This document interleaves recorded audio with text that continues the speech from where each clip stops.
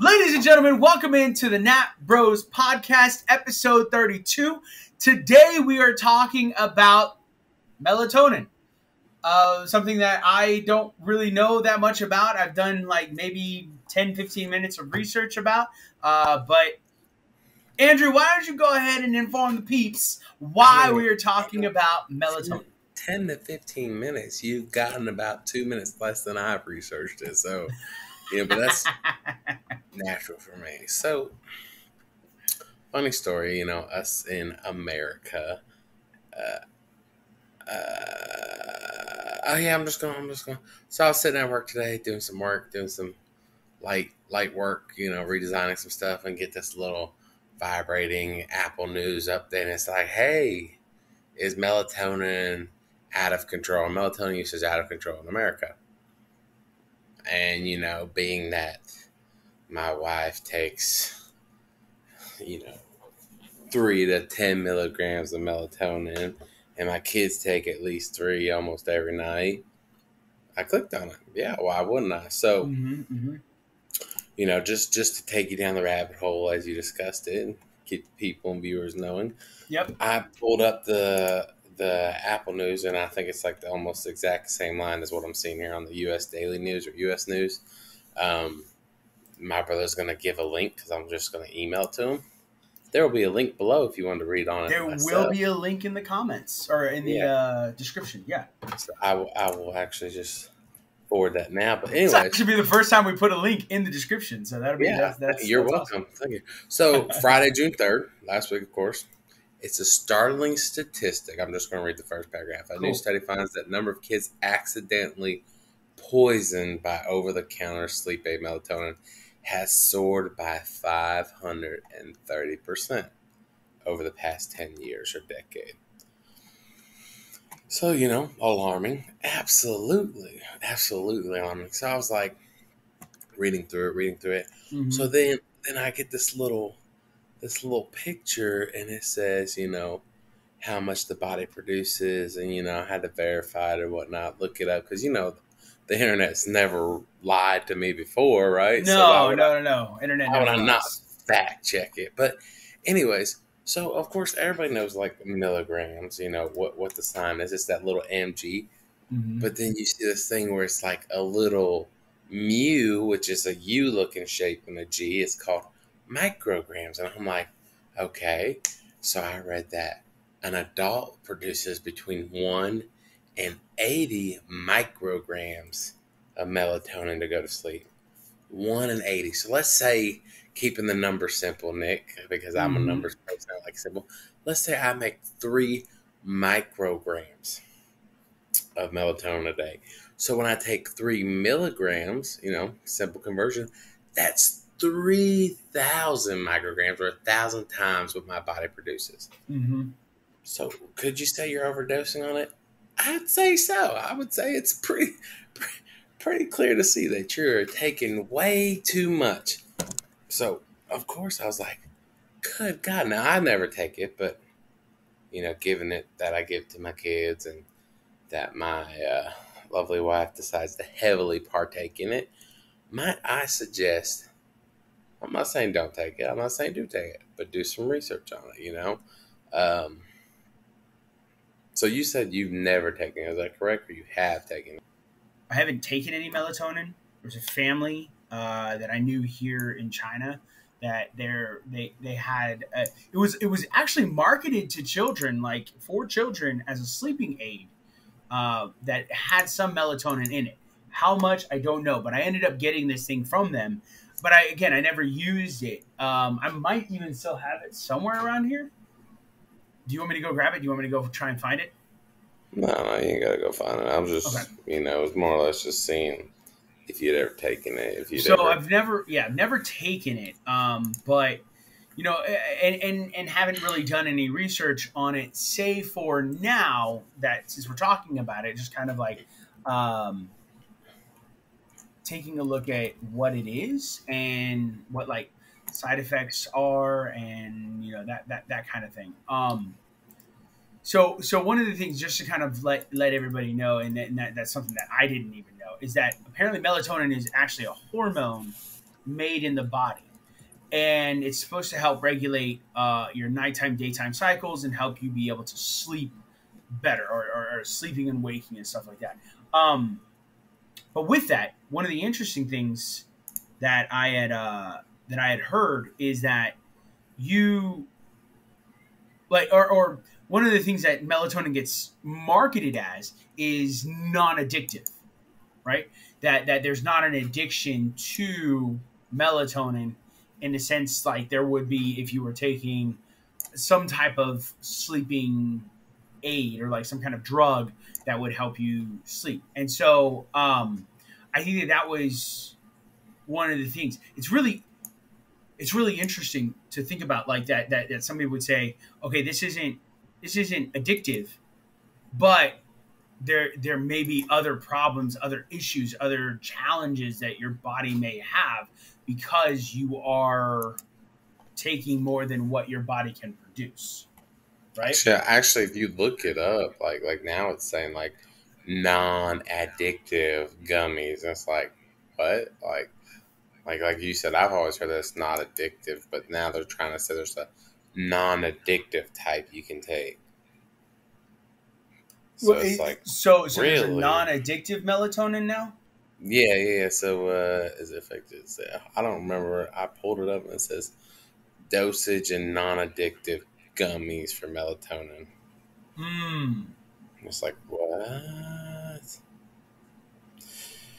Yeah. So anyway, sorry for interrupting. What you were saying? No, WebMD is what I'm looking at. Not WebMD can give me like all the deets about. Did I just say deets? I just said the word deets, didn't I?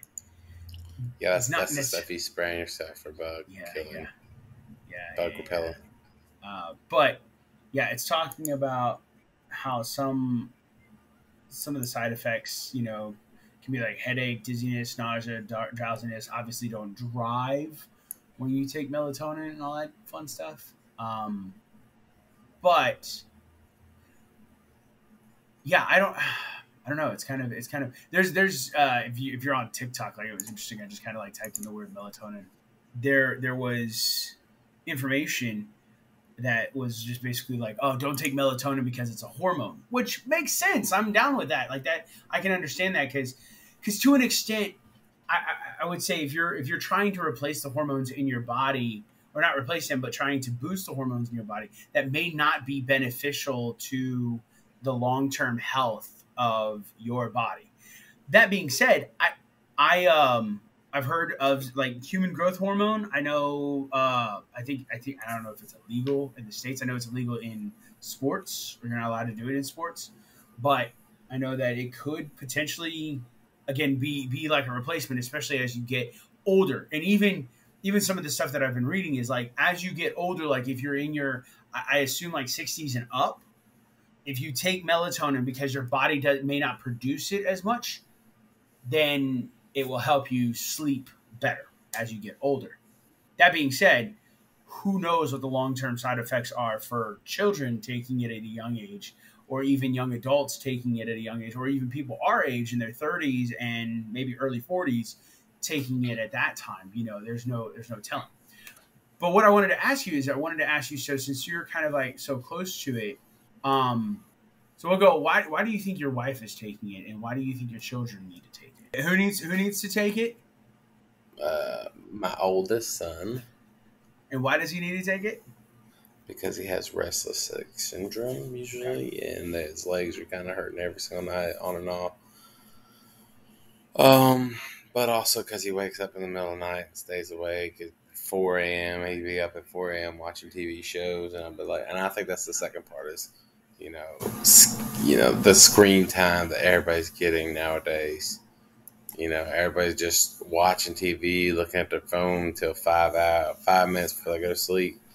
I'm not saying I do any better, but normally I lay my stuff down and I can't sleep, so then I wake back up. Like it's not like I'm falling asleep because the TV's on.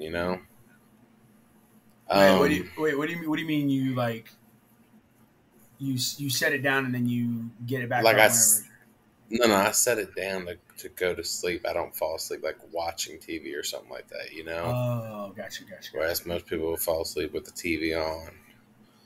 Something else I'm reading is like I'm reading the Sleep Foundation study, and it was like for some reason it's saying, like I told you, one milligram is equal to 1,000 micrograms, but Right.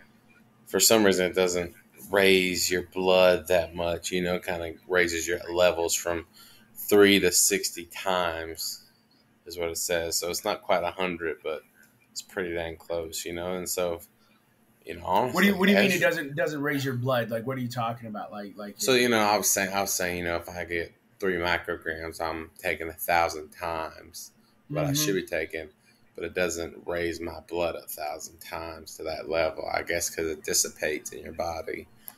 So, and that's where it is. It's in your bloodstream. So it's saying, Oh. you know, 60 times the amount of what you actually need to produce. Okay, so in your blood, so if you take 3 milligrams, which is 3,000 micrograms, which is 1,000 times more than what your body naturally produces. But if they take your blood sample, it could be anywhere from 3 to 60 times versus 1,000 times your Yeah, normal that's what I'm dose. saying. Okay. 1 to 10 All right. milligrams can raise melatonin concentrations to anywhere from 3 to 60 times typical levels. I wonder what Uh, happens to that good chunk of, like, especially if you're taking 10 milligrams and your body produces 3 micrograms. So you're, I, t- I you're think taking I think 10,000 I think the way it breaks micrograms. down is the best way I saw it was, what did I read? It was saying, God, I was saying something too specific that I didn't want to go back and reread it. it was it was saying like, oh, here it is right here. In normal young average adults, the average daytime peak nighttime values are 10 to 60 picograms per milliliter, or 40 to 260 pico moles per liter, respectively. I'm like, oh my god, that's too much. That is definitely getting in there. Like That's it is. information that we would have to disseminate before we start throwing it out Oh my god, there. this guy's over here doing math. Oh wow. Yeah, Mean yeah, serum load was high as 7. Yeah, I don't even know. I'd have to look up what these letters mean. yeah. But so Picogram per milliliter or something like that. I think it's what it is. P is pico. So that's a 9 zeros back, or 9 decimal places back, if I remember correctly. there you go. Yeah, it's small amounts, trace amounts, and we're over here just killing ourselves on it. So, anyways, So that let's so being let's let's get into why you think there's well let's go into why do you think melatonin is such an important thing. You kind of touched on it a little bit, like especially with the screen addictions and stuff like that, and possibly well, I staying think up late. it goes back to that whole nuclear family, how we gotten away from it, and nobody really wants to, put their kids to bed, or take the necessary time it takes to put their kids to bed, so they leave TV on, and then they're like, "Here, take melatonin and go to sleep." It's Mm-hmm. almost like, I'm Kind of just like as a bad for replacement it. Like, parent kind of thing. yeah, I'm done with you. Like at 7 p.m., take a melatonin and go to bed. Like I am done with you whatsoever. Um, I know it's bad, but it's like, I'm sure that's exactly what it is. So here's another couple of facts I saw. Somebody and their colleagues in the last 2012 to 2021, over 250,000 children have been poisoned by melatonin. Okay, so that's 200, 260,000. okay, 260,000. Okay. So, and it went from 8,300 in 2012 to 53,000 in 2021. So, of Say it course, again. Wait, say it again. It went from what to what? 8,340 in 2012, and in Okay. 2021 it was 53,000. So basically, and then it says the biggest leap was from 2019 to 2020. So basically, COVID hit, everybody started giving their kids melatonin. Yeah, that's an increase. That's 6 times as many, or an increase of 635%. So and then the So other thing is like then I started looking at side effects, of course. So crazy thing is like side effects in kids: drowsiness, dizziness, headache, increased bedwetting. I have that happen a couple times with a couple of my kids. Okay. irritability, low blood pressure. I mean, all my kids can be irritable, honestly. And then, those are like the top 10. For adults, stomach cramps, headaches, nausea, confusion, depression, anxiety, irritability. So it's like, damn, that sounds like every single one of my wife's mood swings. So one of the things that I think is interesting about this is that what in your house is the rule for like devices, or the rule for like when do you generally send your kids to bed, and at what point in time do you cut off devices, if ever?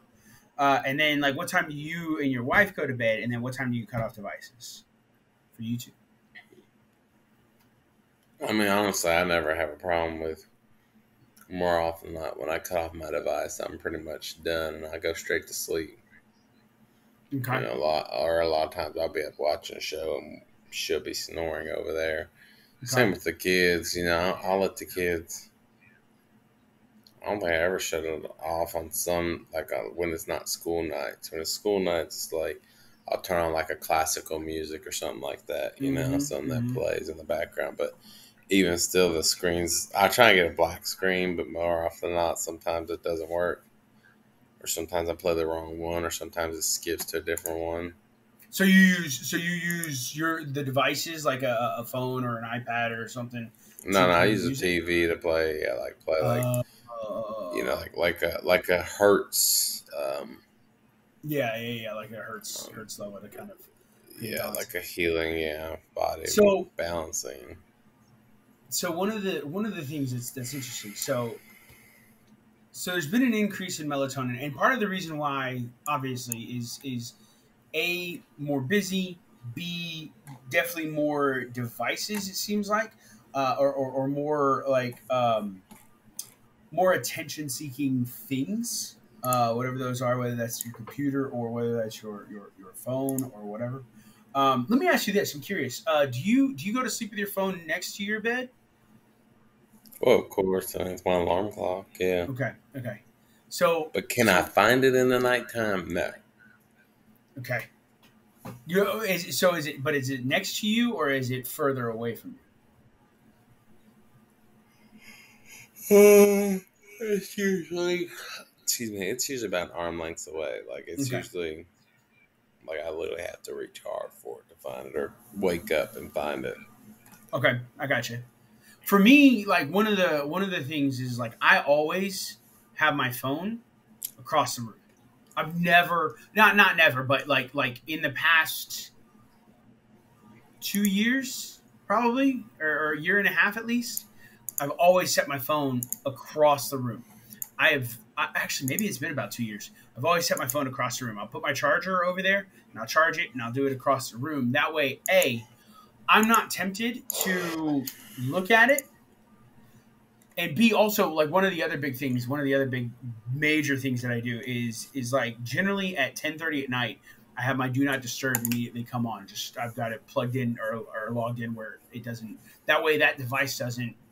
That way it doesn't wake me up, and that way also there's not anything pinging on it between like 10:30 and 11.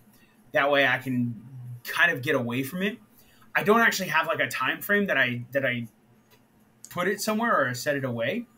My wife, on the other hand, she will generally be on the phone doing or like watching something or whatever, just playing on her phone right up until the moment she goes to sleep. And I keep trying to tell her two things. Number one, that's not good for her as far as like sleeping wise. But B, also it's not good for her eyes, because it's dark in the room except for her phone. And so she doesn't have it on like full brightness, but even at the dimmest point, it's still bright. Bright, yeah, it's the bright, yeah. Yeah. The other aspect too. One of the interesting things. So I've been kind of like trying to see what people like some just through years of just kind of reading random stuff about random things. I have come across some articles that talked about sleeping. That when you go to sleep, you should try and get yourself into the darkest room possible. Like you want your room to remain dark because, again, this idea of like your natural hormones and even melatonin in that case, your melatonin can increase and give you that ability to sleep if a you're not being your eyes aren't being confused by like looking at your device because your eyes are thinking that it's daylight out because of your device or that it's bright because of your device. It's your body's like, oh, it's nighttime, this is time to go to sleep. But then also on top of that, you're supposed to be in the darkest room. Again, that way, even your body can realize as a whole that it's time to rest. They had done there had been some study where like basically something they were testing some guy who was sleeping, and they literally had him in a dark room, and then they only lit a light or put a light on his leg, like one point on his leg, and it affected how he slept. And I was like, how in tune does your body have to be for all your cells to like kind of like register light? And so his cells registered the light, so he didn't actually sleep as well as he could have. They were like doing some kind of like brain scans and stuff like that to kind of see how well he was sleeping. And so this idea of staying up or using devices to get your kids or yourself to go to sleep is a terrible thing. Now, I personally, I'll read my Kindle at night. If I'm still a little awake, but I don't want to be anywhere near my phone because I know that I can go off on a rabbit hole and just continue kind of watching videos and stuff like that. And again, it is like I would say we're in that generation where we didn't grow up with phones, but also we've got experience with them.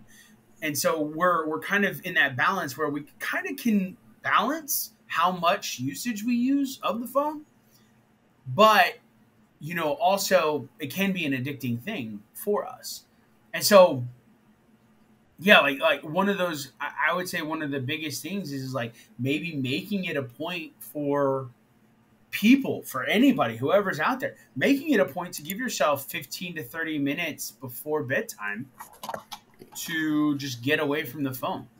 Get your phone on mute or get your phone on do not disturb. Set it aside. Go read something. Go listen to some music.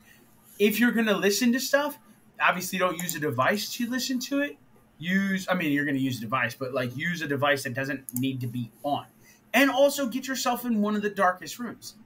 You don't necessarily have to not take it, okay? I mean, there's small enough dosages that it's not going to kill you to try it, but also, I was looking up WebMD. There's actually like 6 different food groups that gives you that you can eat that'll help boost your melatonin as well, like right before bed or whatever. So it's like, I've never heard tart cherries or tart cherry juice is one.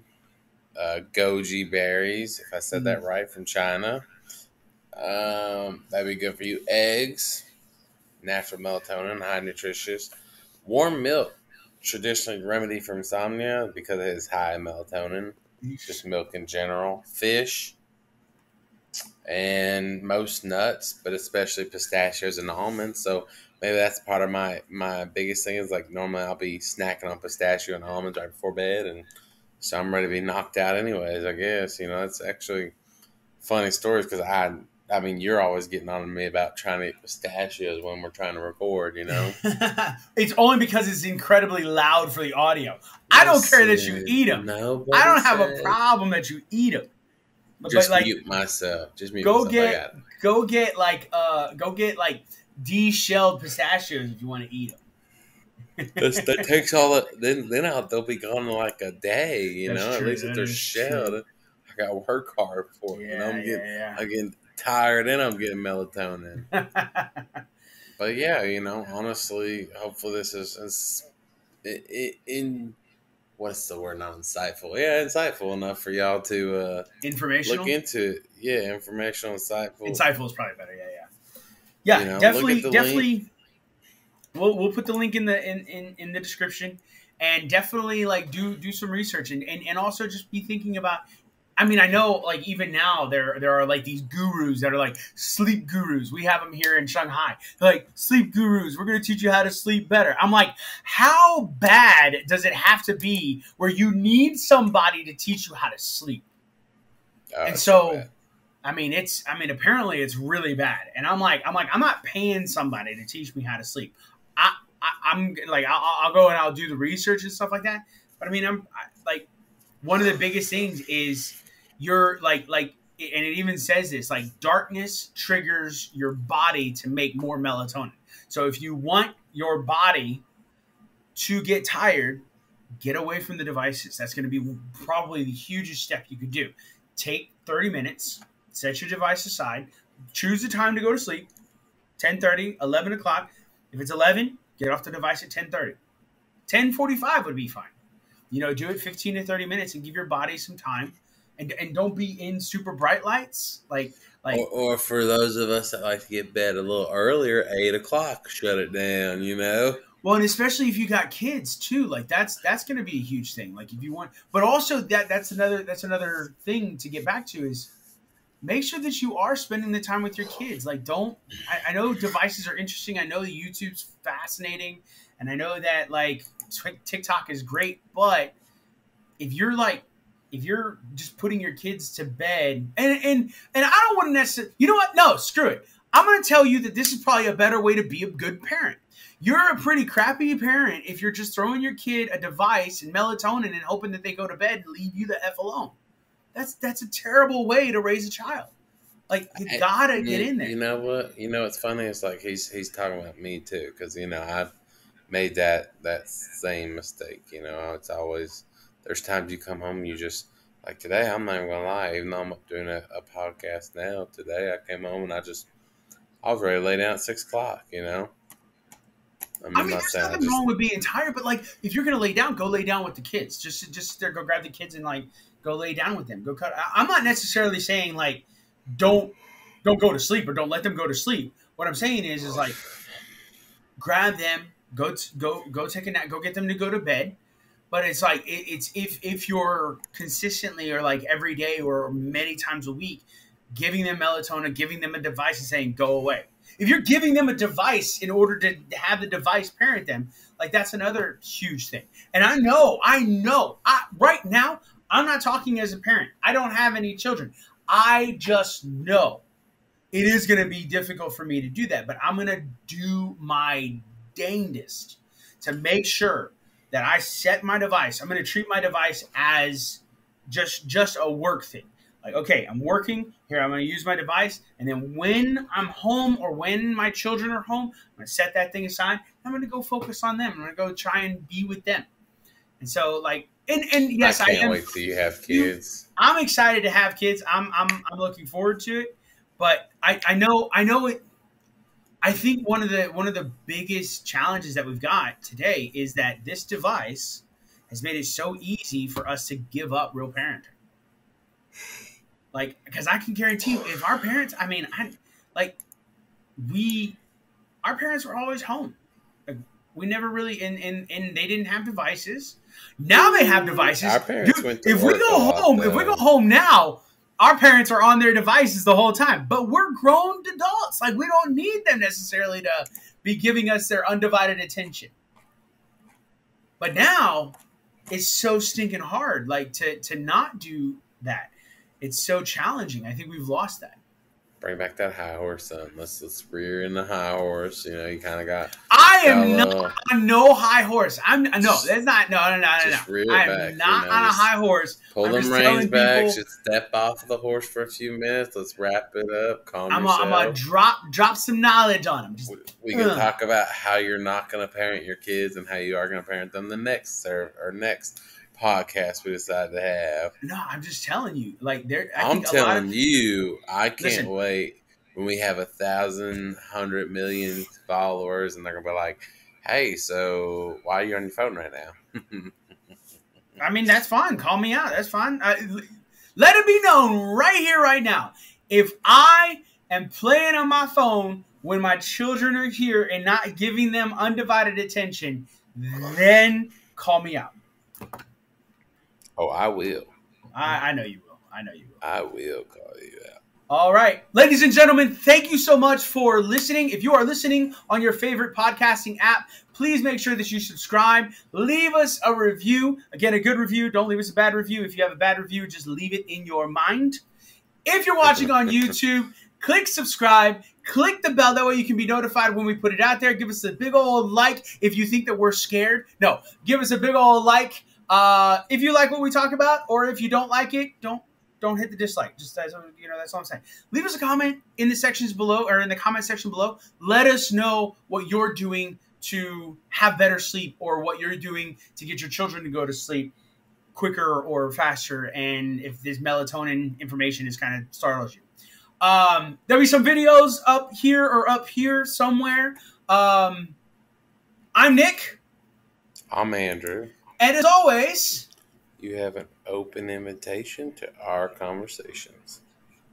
Bye-bye.